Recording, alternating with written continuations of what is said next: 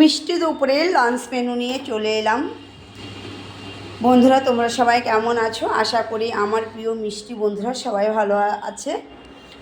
আর আজকের শুভ দুপুরের লাঞ্চ মেনুতে কি রয়েছে দেখো। এখানে গরম গরম ধোচ্ছে ভাত দিয়ে সাদা ভাত রয়েছে, আর রয়েছে এখানে ডাল করেছি, আমি মূলো দিয়ে মুসুরির ডাল করেছি।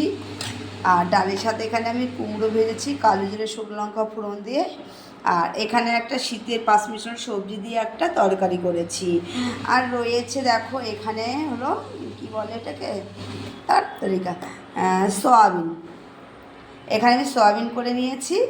আর করে নিয়েছি এই দেখো মটরশুঁটি আলু দিয়ে আমি বাঁধাকপি করে নিয়েছি। দেখতে পাচ্ছ আজকে কোনো মাছ মাংস নেই। আজকে দেখো কোনো মাছ মাংস নেই, আজকে পুরো নিরামিষভাবেই রান্না হয়েছে। আমাদের যে নিরামিষ খেতে হবে সেটা কোনো ব্যাপার না, আজকে ইচ্ছে করে মাছ মাংস ডিম কিছুই করা হয়নি। তা মাছ মাংস ডিম করিনি বলে এটা নয় যে পেঁয়াজ খাওয়া যাবে না, সেটা না, একদমই না, সেরকম কোনো ব্যাপার না।